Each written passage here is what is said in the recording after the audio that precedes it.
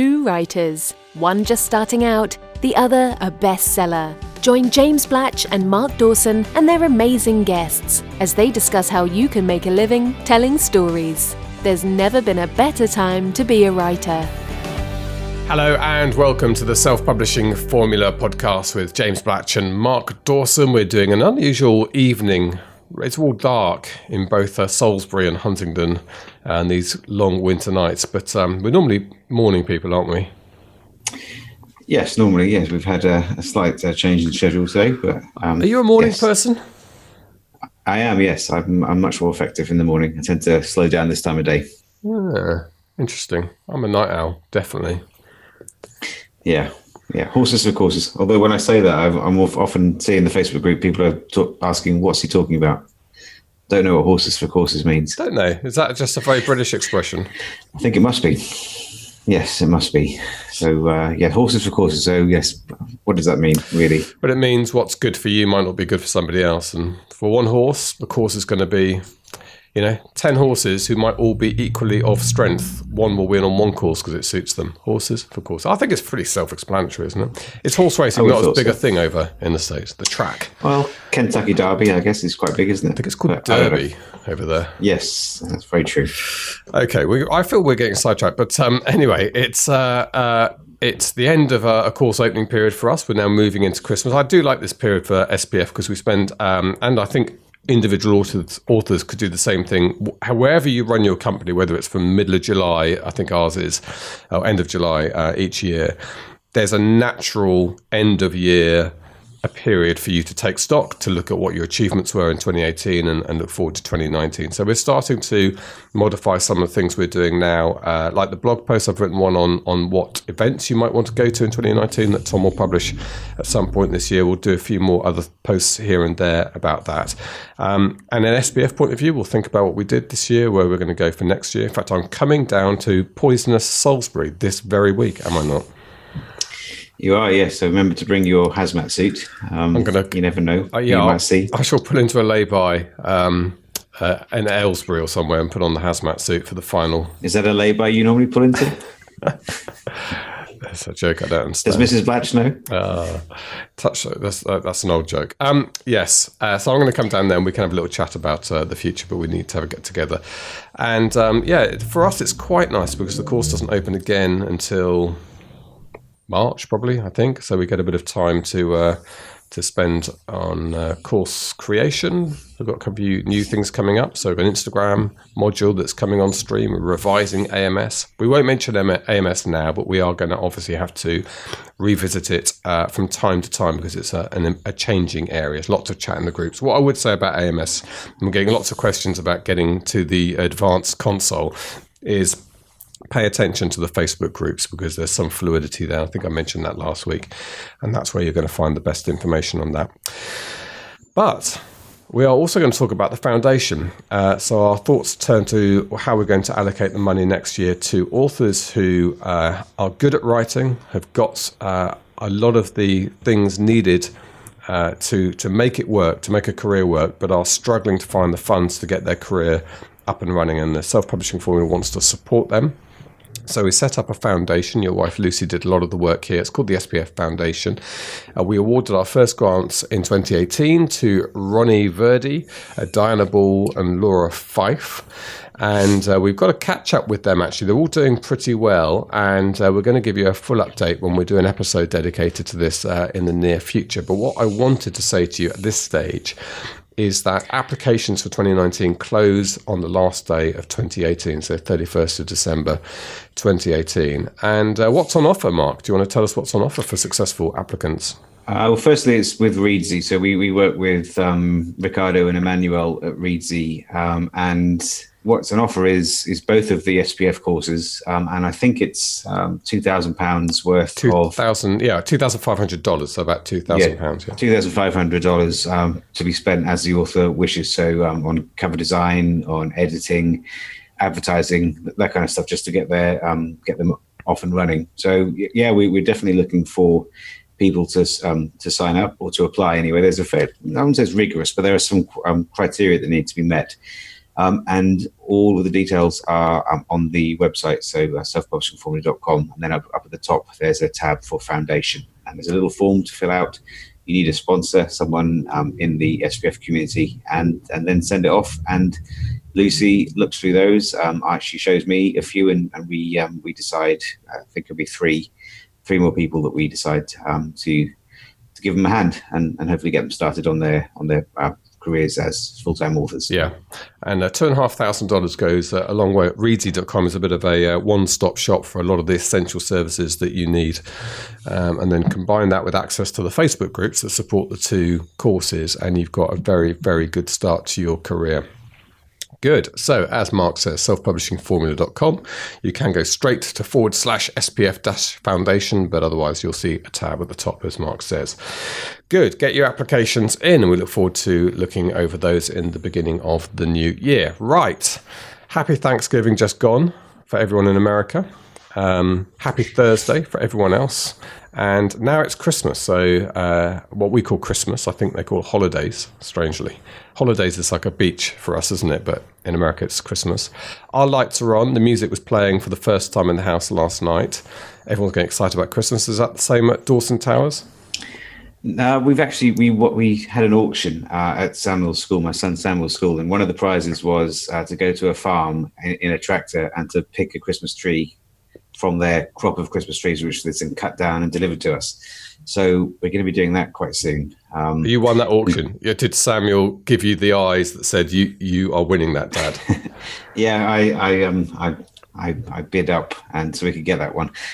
So we've got a fairly a large or a hallway with quite a tall ceiling, so we'll probably be getting quite a big one. Put that in there. So yeah, that will be. I've actually reminded me I've got to do that now. So I'll probably have to make a phone call tomorrow to go and select our tree. But yes, it's certainly coming. Excellent, good. Well, I hope it's like the tree in National Lampoon's Christmas Vacation, which they move into the house and has wildlife still in it, because it sounds like it's going to be if you're going to cut it down in the forest. Good, yeah, we're getting our tree this weekend, and it's good. So, like I say, it is a time. However you organise your year, it's inevitable that your thoughts turn to what you've achieved this year and what you're going to achieve in the future. So, it's a good time for us on the podcast to start thinking about that as well. Now, we are talking to somebody who's achieved a huge amount in recent years today. His name is Joseph Alexander. He's been on the podcast before because he was on a panel, I think, with you a couple of years ago at London Book Fair, and we were listening to him talk about his non-fiction business. And he's killed it. I mean, guitar lessons, quite niche for him, but specific types of guitar lessons. If you look up his books on Amazon, so it's rock guitar and classic guitar. He's turned what was a very fruitful non-fiction business for him into a bit of a monster publishing house where he ties in with other people, including some very famous in the guitar world people.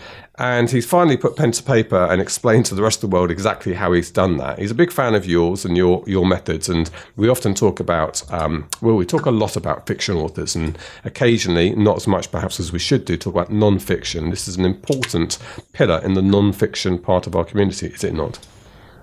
Yeah, absolutely. Joseph's a good example of how ads can work. It doesn't really matter what you write. Ads will enable you to find readers in whichever niche you're trying to target. So he's particularly good on Amazon ads, but he's done very well. It's funny with him, with his ads. It's easy for him to target, and I don't think there's a ton of competition. So it's a bit more tricky for fiction writers, which is, we often get questions when the course is open from non-fiction authors saying, will ads work? Well, actually, they can work. They absolutely can work, and sometimes easier than it is the case for fiction writers. So, yeah, Joseph's a good example of that. And yeah, he's put his he's turned his hand to a non-fiction book on self-publishing. So I'm certainly interested to see what he's got to say. Yes, well, let's talk to Joseph. I'll tell you in advance that the book is called Self-Published Millionaire. It's a clue to how successful he's been. And then Mark and I will have a chat off the back of the interview.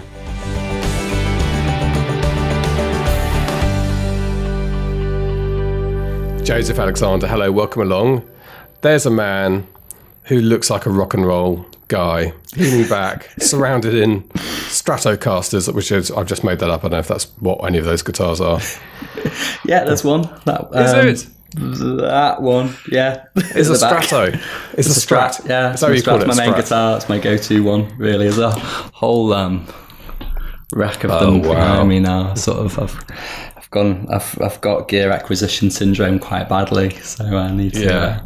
Yeah. Well, it looks very cool. And I saw an interview with Paul Mccartney recently who's explained that, because his two original guitars, I don't know what his original guitar is that he famously plays, but we had like a Hofner violin bass, didn't he?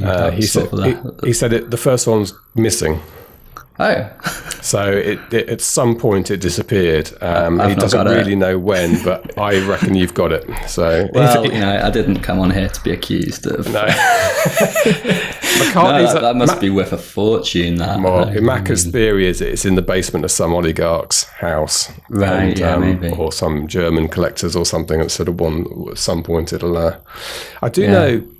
On an aside, I do know the story because I toured the Abbey Road studios a couple of years ago. A friend of mine worked for EMI, and there was a piano there, and a new guy took over the studios and became its kind of curator. And he was told this was the piano that Paul McCartney played Let It Be on, and it was in Studio 2 where the Beatles recorded everything. Okay. And he looked at a photograph and worked out after a while that it probably wasn't that piano. It looked very similar, but the markings were different. So he sent off on an investigation, eventually tracked it down to a secretary who worked in Abbey Road in the mid-70s, had said to a neighbour, "Oh, there's a piano in the corridor.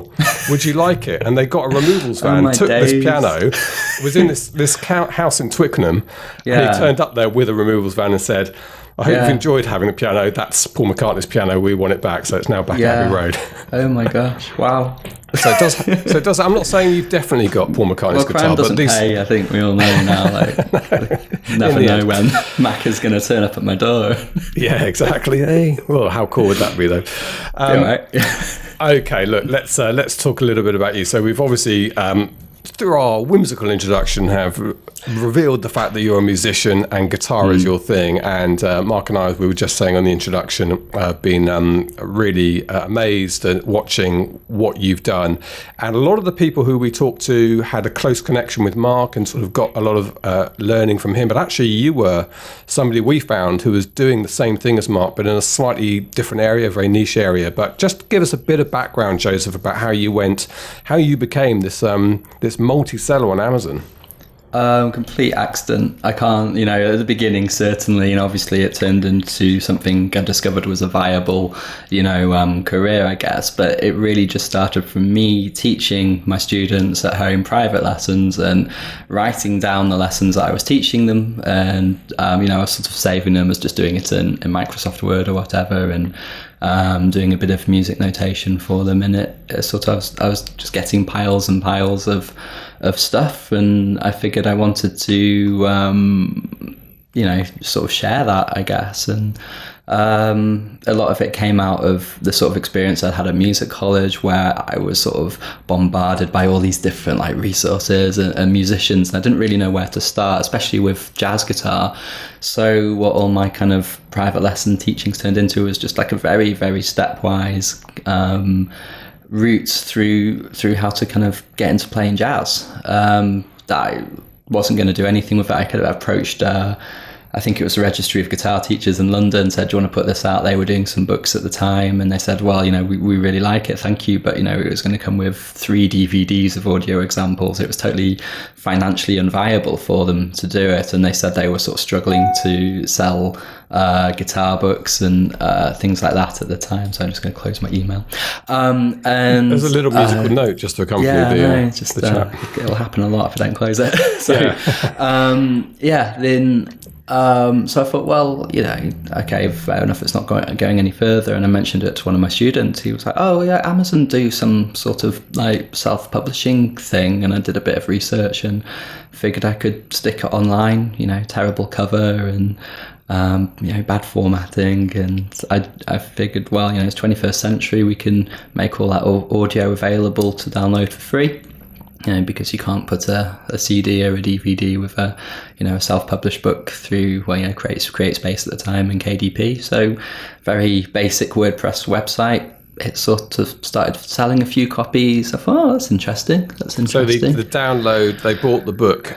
Yeah. Electronically or in CreateSpace format, and then they went to I think it started off with CreateSpace. I kind of found it backwards. I went to CreateSpace and then later went to KDP. Like a few months later, yeah. And then there were links in the book to go and get the downloads, yeah. Yeah, exactly that. And sort of for the first year, it was just like, we'll just make them available. And I kind of twigged that actually if we asked for people's email addresses when they got the download, we could start to build an email list, which is, obviously ties in a lot with what Mark talks about. And it was, being kind of a musician, self-employed, like teaching and things, it was, you don't really give much thought to a pension, but I kind of like in the back of my mind, it was like, I'm really enjoying teaching guitar. If I don't do much with these books, at least they're sort of going to sort of trickle away and I can save a little bit of money with those.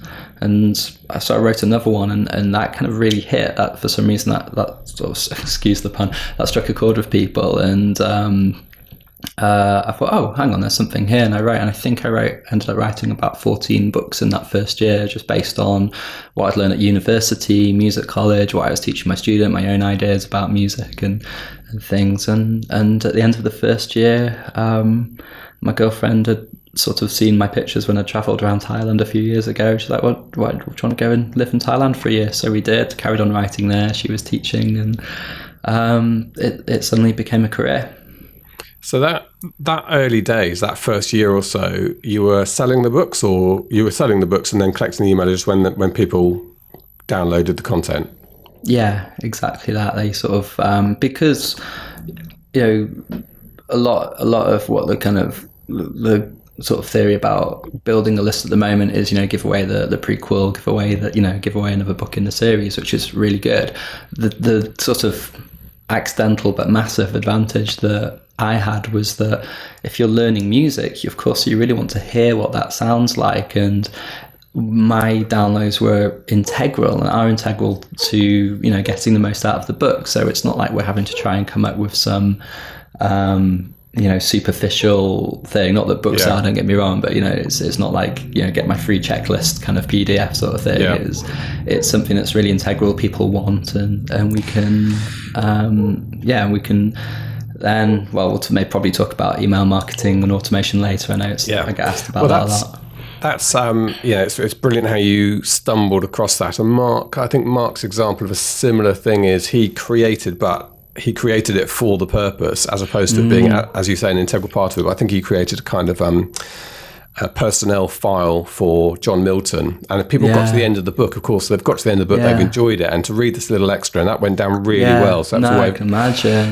Stuff like that, that's what I mean. It's got to be something that really people care about because to trade your email address for, and, without, Mark's a mate, but he's a very, very savvy with this kind of thing, and as you said, like, Mark and I sort of found that we were doing similar things coming up from different angles, and we met, it was about 2 years ago at the Amazon Academy, and I sort of sat down with him, and I'm sure he gets bothered by approached by loads of people, and sort of started telling him what I did, and he was friendly, but when I sort of talked about what we were selling, it was like, he's like, can I interview you? And then, we sort of see each other at Amazon events all the time, and we chat on Facebook and things, exchange ideas. He's a really good guy. So it was strange that we had this parallel kind of thing going on, and we found out we were doing the same thing. So obviously there's something in it.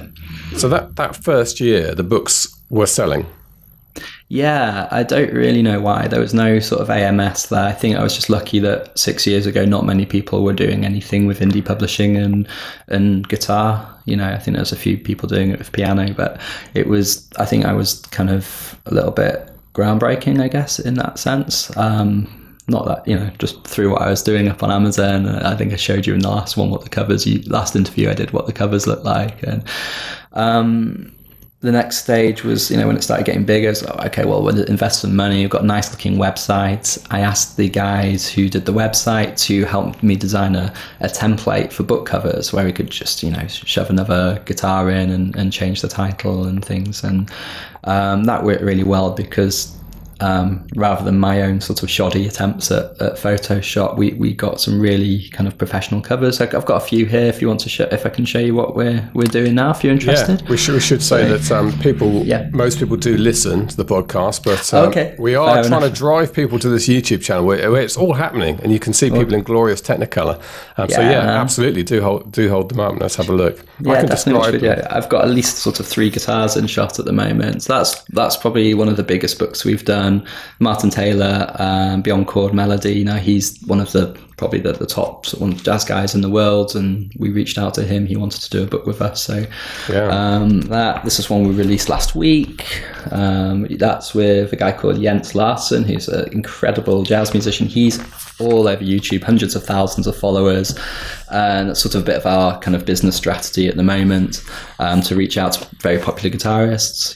That's Levi Clays, and this was just a little one that I wrote a couple of weeks ago. Sort of get it out in time for Christmas, and that's how to read guitar tablature. So we're just trying to sort of think of little things that haven't been done, but by working with lots of different musicians, we can very quickly proliferate. And I think that we're releasing our 30th book this year. Wow. Tonight. So we're kind of really pushing quite hard. So you are a small indie publishing house. Yeah. Yeah. I mean, I say small. You're a 7 figures indie publishing house. Yeah, it's gone a bit crazy, really. I've sort of found an incredible company that we outsource to, and now I'm sort of getting the books coming in. I'm sending them off to the company, and they're editing, doing the layout, doing the covers and everything like that for us now. So they're kind of coming back in, and that's sort of a set sort of subcontractor fee each month. And for the first few months, it's great. Well, it was weird because I kind of had a lot less to do, and then me being me, I decided, I was going to get busy doing other things. Yeah, I know that. When you think, I've offloaded some work, and then within 5 minutes, you've filled that space. Yeah, exactly. It's like a bin in your kitchen. Mind. Well, that's fantastic. And do you know what? The email we get quite often, particularly when Mark's when I've got a course open and people say they're looking at ads for authors or 101, and they email us and they say, does this stuff work for non-fiction authors? Is there any way a non-fiction indie author can make money? And there's a note of cynicism in the email. Joseph, what's the answer to that? Do you want the actual number that we're on at the moment? Go on, let's have the number. I think it's about $2.3 million at the moment in the last 6 years, and that's obviously sort of grown a lot in the last sort of 2 years. I think when people ask me like that, things like that, I think actually it's easier with non-fiction because you're writing books that are targeted at a very, very clear demographic, and people are specifically looking for that title on Amazon, you know what I mean? Whether it's how to do DIY or cooking or, makeup, whatever it happens to be, you can very easily integrate the search terms into your book titles. So actually with this stuff, you're going to find that your AMS or whatever it's called now, it is super targeted. You're going to spend less on AMS, and people will find your books organically much more easily. So I've got massive respect for guys like Mark who are doing this with fiction, with novels, because I find that stuff quite hard to market, and I think there's just much more competition there as well. I completely agree, and I think you've got to think about how people, as you say, search for things, because one of the great things about non-fiction is they usually have a problem they're trying to solve. And so it's not like thrillers. If somebody idly browses, well, there's a billion thrillers out there, so it's going to be quite difficult to catch their eye. But if they type in, how do I become a lawyer? How do I become a teacher? And you've got the answer to that, or you're in that area, suddenly you've got a very niche, narrow, targeted audience. And so, non-fiction, I think, does give you a lot of opportunities for finding your audience easier than as you say, fiction genre, even though there's more people read fiction genre. Well, I think so. I think also what we're seeing, and actually what we're starting to get involved with the new company, is people who are using Amazon to write books about their bigger company, their niche, whether they're in marketing or the building trade, or whatever they happen to be doing, people are realizing that Amazon is pretty much the second or third biggest search engine on the internet.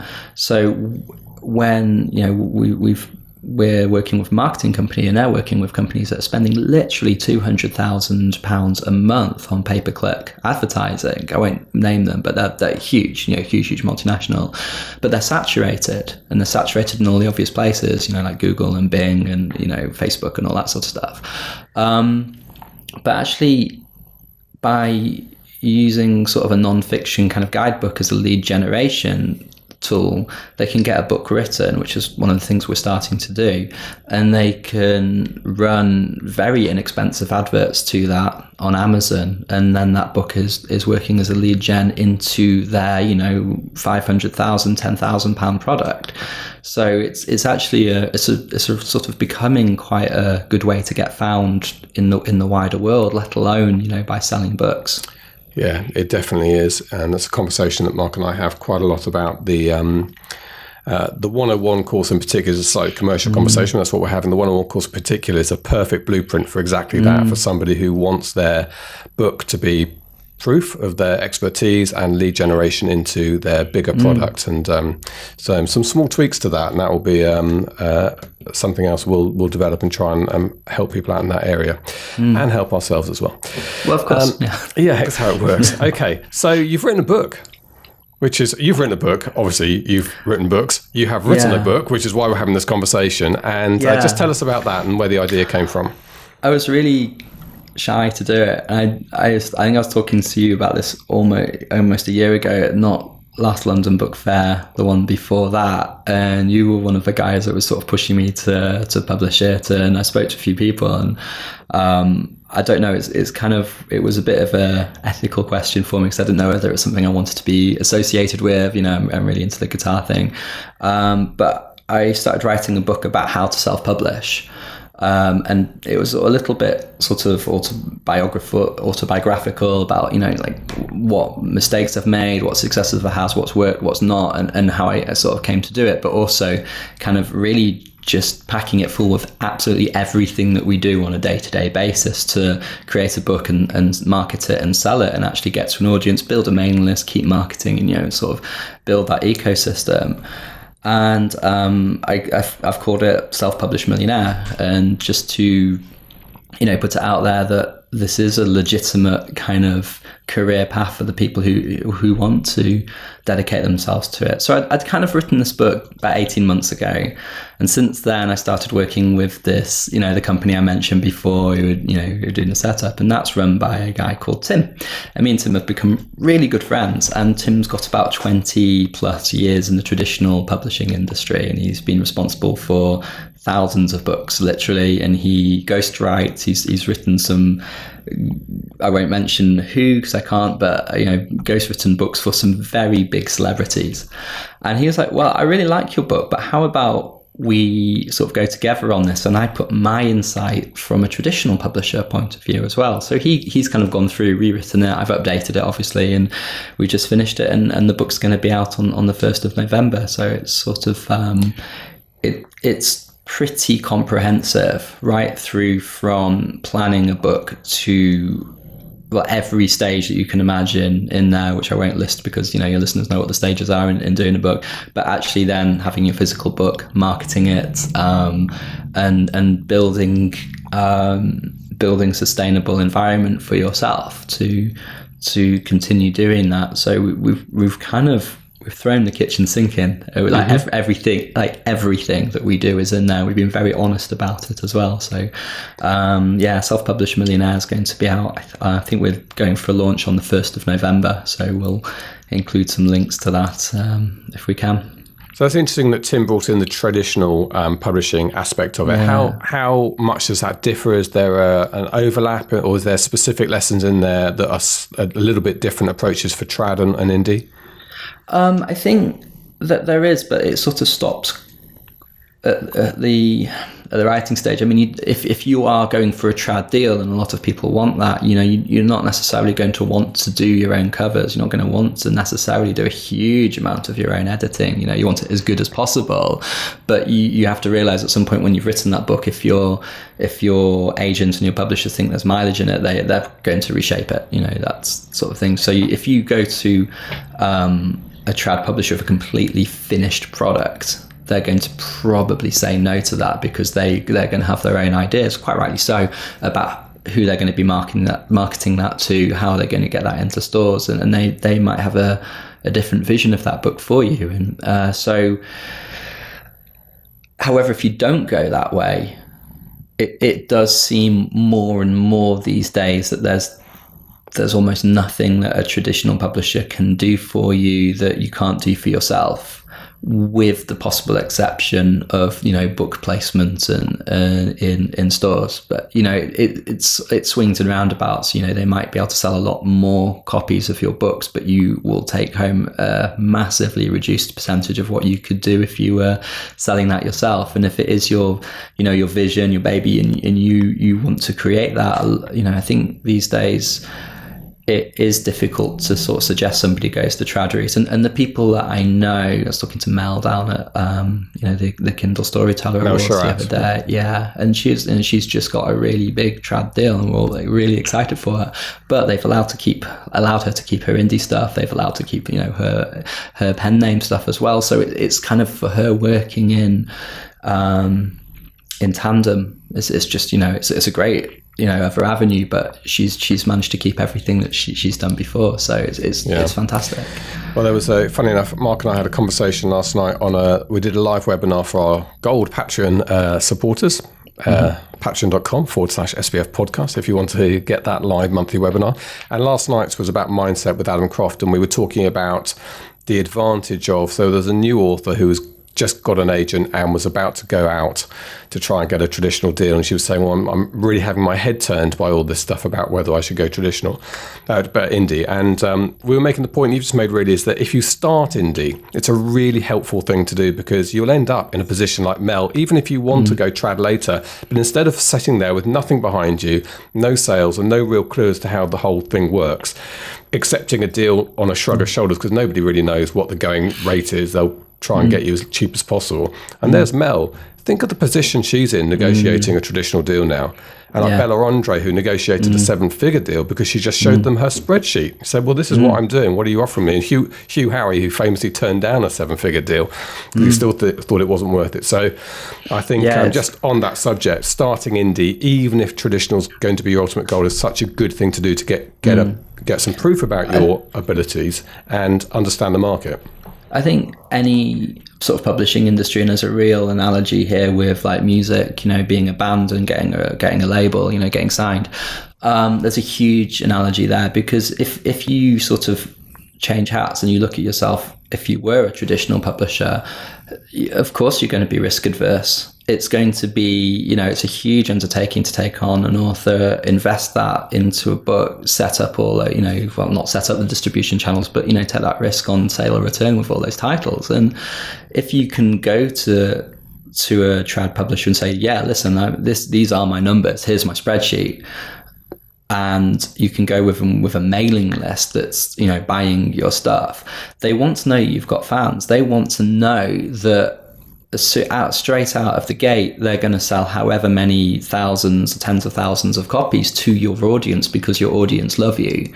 If you're a trad publishing company, that's a no-brainer. It's something that we've sort of tried to model a little bit, albeit in a hopefully a better paid way for our authors. But like we were approaching people who like massive on Instagram, or YouTube and things like that, where they've already got a following, because because they're great musicians, because they've got something to say on the instrument, but also we know that there's a built-in audience, which not only helps the initial sales, it also helps spread the word about what we do, because as soon as you're in our email system, then they're going to be finding out about other related books. So it works really well for everyone. I think we're coming up to 60,000 on our mailing list now. We can just push sales to Amazon like that when we want to, and so we never guarantee anything, but the author knows that they're going to get a really good sort of the best launch possible for their book. And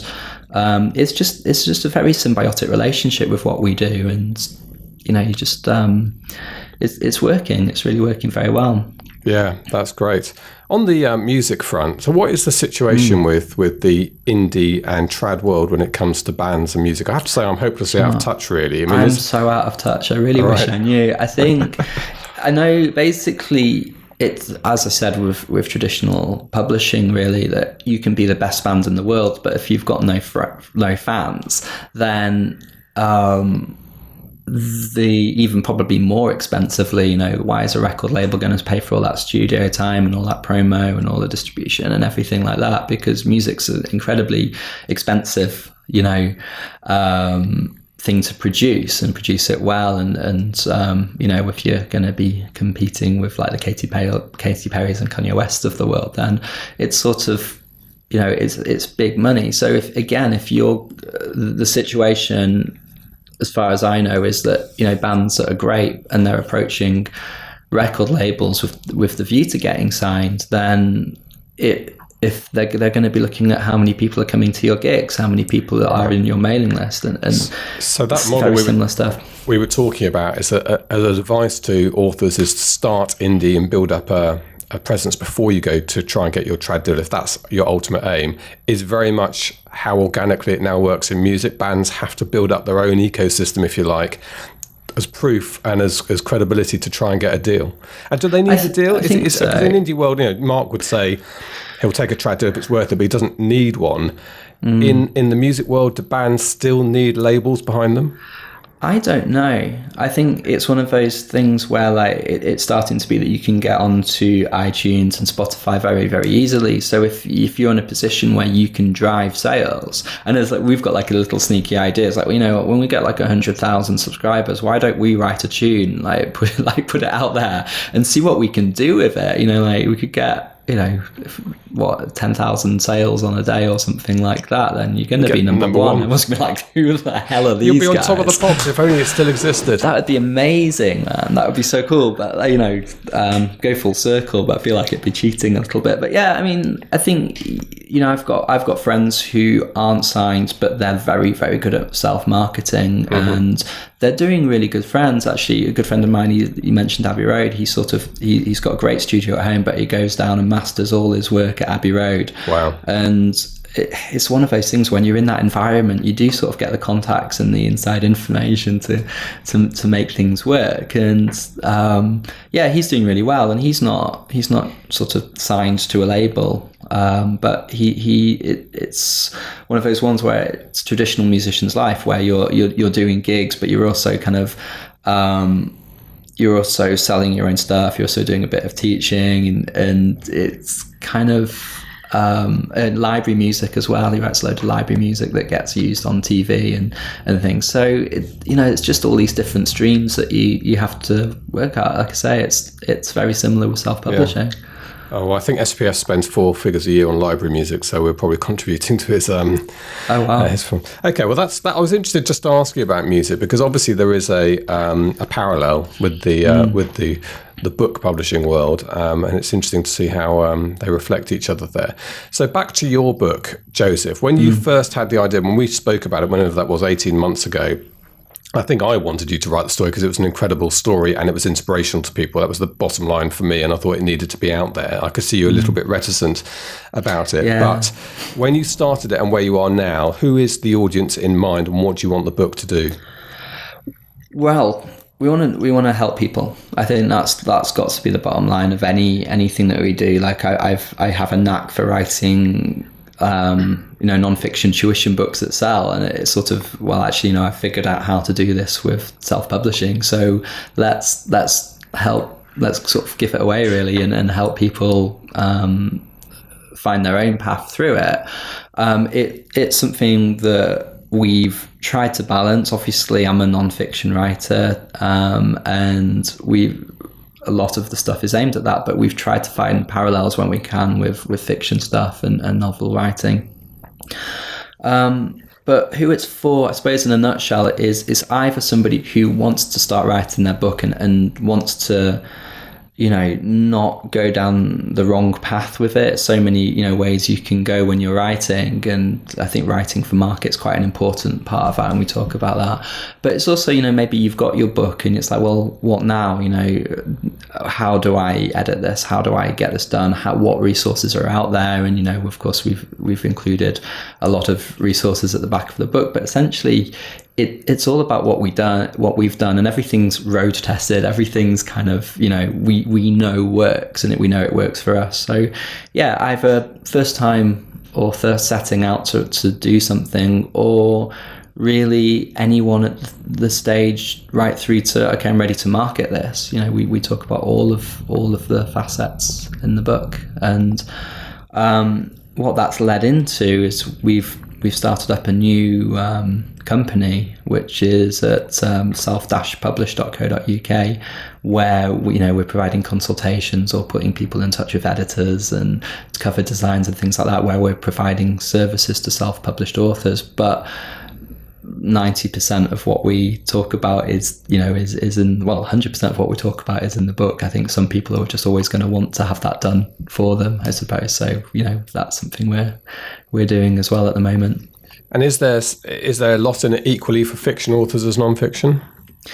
Probably a little bit less, because we can't really talk about the craft of fiction writing, but we can talk about how to, plan and structure and get good book covers and find editors and, market your book as well. Yeah, like I said at the top, it is harder to market a fiction book, we think, but I think a lot of the strategies are very, very similar. And giving people an insight into that will at the very, very least put them on the right road.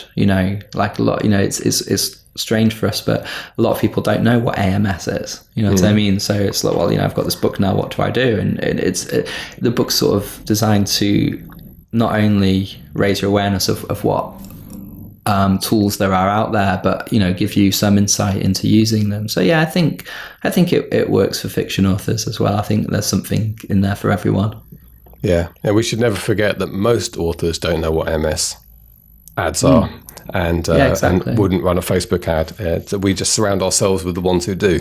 So yeah, that's it. We live, there's a lot of us here, and I know that you've got a wide audience, but really, there's 7 billion people on the planet, and everybody says they've got, they feel they have a book in them. So hopefully it will save a lot of time for people as well, who can just be kind of put onto the right track. So when's your novel coming out, Joseph? When's the story of the young kid from Macclesfield who's brought up on the wrong side of the tracks and ended up in the world's biggest rock band in front of her? I think they would have to address the being in the world's biggest rock band thing first, and then talk about. Well, it's fiction. You can enjoy that. I suppose I can make it up. Yeah, it'd be fun. I don't think anyone would be interested in my early years. I don't know. I think the Queen film looks fabulous. I mean, I don't know how excited you are about it, but it's Bohemian Rhapsody. By the time this podcast goes out, it may well be out, and we may have, who knows, they can make films look brilliant in their trailers, but I'm really hoping, touch wood, it's going to be a good film. It looks great. And I was thinking of you watching the trailer, because I think it was the same LBF where we first met. You wandered off for lunch, and you came back with a picture on your phone of you and Brian May, which is the weirdest thing. It's beautifully sort of serendipitous that Brian May was the reason that I picked up the guitar in the first place, and there he was, sort of at one of the little kiosks at London Book Fair, and he was launching his own book, which I think it was like Queen in 3D or something like that. And there was all these people kind of diving on him, and he was just sort of quietly trying to have a meeting. I thought, well, I'll wait around for a little while, and then I had my own meeting, like a distribution meeting for with an American company, and then I had to go and get that, and came back, and he was still there. And at the end, I sort of went up to him and sort of had a chat to him, and I tried not to go too like fanboy, but it was like a huge moment for me. So I happened to, it was really weird actually, a bit strange, but I had one of my books in my hand as well, because I'd just come back from this meeting with the distributors, and he signed my book for me. It was strange, but yeah, I've got that on the wall downstairs. That's great. And it's a great time, and I'm looking forward to the film. And I think when you are in any kind of entrepreneurial industry or creative industry, other people's stories are endlessly fascinating. And I think about Brian May, because a lot of people think about Freddie Mercury, and I think the film is Freddie's story. But if you think about Queen, Brian May's guitar is as big a part of the sound of Queen as any other aspect of that group. And I always think about how companies work and how an individual brings something that is unique and them. And the more unique, can you say that? The more stand out somebody is within an organization, the more successful the group's going to be as a whole, which is I know it's an old hat type of thing to talk about, but you can see that in creative endeavors as you can in any kind of entrepreneurial areas, I think. Well, I think that's true, and especially that does kind of apply to being an author. It can be quite a lonely business. And without exaggerating, last November, I was kind of ready to walk away. Like I was getting more work in than I could handle, and I was getting really stressed. And then it was again, like I feel very lucky. I was doing that book with Martin Taylor, the jazz guitarist, and he invited me up to one of his guitar retreats in Scotland, and that. Obviously we got that book done, which has been fantastic. But I met two guys. I met a guy called Steve, who's just like, I'm swapping him guitar lessons, and he's, I can't really say, but he's a sort of big time company manager, and he's sort of retiring from that, and he's getting into sort of mentorship, and he's been mentoring me, with the business side of things, and the personal side of things, and trying to find a better work-life balance. And I met Tim, who runs the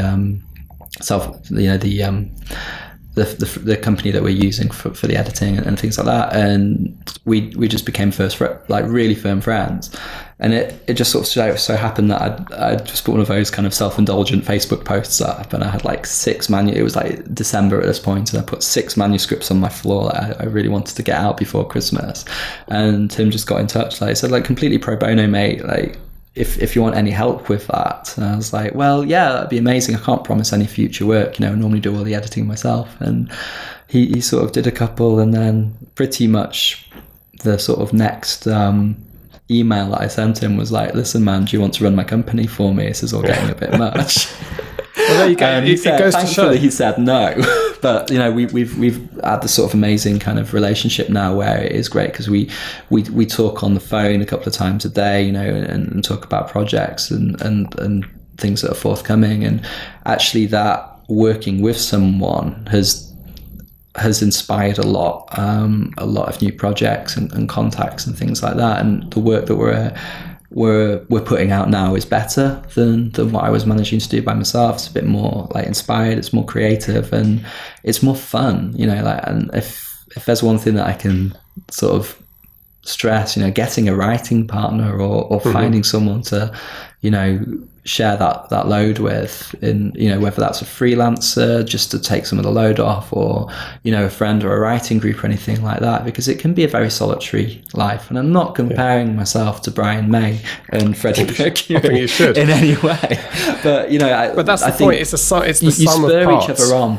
You spur each other on, and that's what all good bands do. You know what I mean? You can play some great riffs in your bedroom at home, but as soon as you combine that with bass drums and a vocal, and then everyone adds their own thing, and it just becomes bigger than the sum of its parts. I think that's brilliant to carry that on. So even an author working by themselves, and I see this now, I can name you people who've met through SPF who are firm friends and live thousands of miles away, but talk every day and are a huge part of each other's business for free, because they're just supporting each other. And even as an isolated author, you can become, the end product is the sum of parts of a number of people. And and I completely agree. It's a very, very important part of it. You don't have to do this alone. There's another book there. It's true.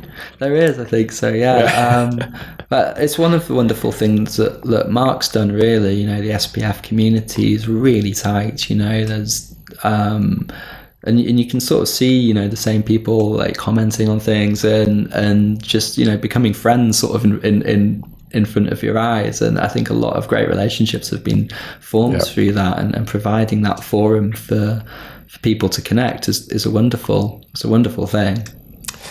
It is. And we've met, Joseph. So totally. You know, we've met some amazing people. We were having drinks with Jamie Lee Curtis the other night, weren't we? We were, yeah. And Louise Ross and James. That's a slight exaggeration that Jamie Lee Curtis was in the room whilst we were drinking. Don't tell him. Lorraine Kelly, man. Oh, did you go to the Storyteller? You wouldn't. No, it was Lorraine Kelly there, was she? Lorraine Kelly was presenting it, so you know, that's amazing. I can't think of anyone bigger. But LJ Ross and Mark Dawson and Joseph Allen. It was a star-studded night. I wouldn't include myself as a star, but you know, like Mark and Louise were there and stuff. You know, we've all become really good friends. Well, you are an indie superstar. You have to take the label now. I'm officially anointing you. So brilliant. Thank you so much. For being on the podcast. Also, thank you for putting any reticence aside and writing this book, because I think it's going to be enormously inspirational and helpful for people. I just hope it helps people. You know, I think that's the thing. There are so many questions that sort of keep coming up, and I thought, well, actually, you know, I've kind of walked this path now, and we're still learning. Don't get me wrong, but there's everything that I've done over the last 6 years is in there, really, and we've included the stories about the things that haven't worked and why they've not worked and things. And if it can just save people some time, you know, it'll be great. But also, hopefully, there's some insight in there that can really help you sell books and you know, make this into a career, because it's fun, you know. It's really fun. It is fun. You either get it right or you learn. I heard someone say the other day. I think that's it. Yeah, sometimes you learn very, very hard. Yep. Learning is hard sometimes. Okay, so very finally, Joseph, just remind us again, author name, title, and where people can find the book. Okay, it's going to be self-published Millionaire. That's by myself, Joseph Alexander, and Tim Pettingale. We're aiming for a November the 1st launch, so it'll be in all unusual places, but we're going to go wide, I think, on this one. We're having an audio book as well, so you can listen in your car, and we will paperback, Kindle, all the usual stuff. And our website, if anybody wants to get in touch about any kind of self-published services, from, you know, just a consultation right through to marketing, you know, book covers, that's self-published.co.uk, and you can contact me directly through there if you've got any questions. Great. Joseph, thanks so much for coming on. It's a pleasure, man. Thanks very much for having me. It's good to see you again.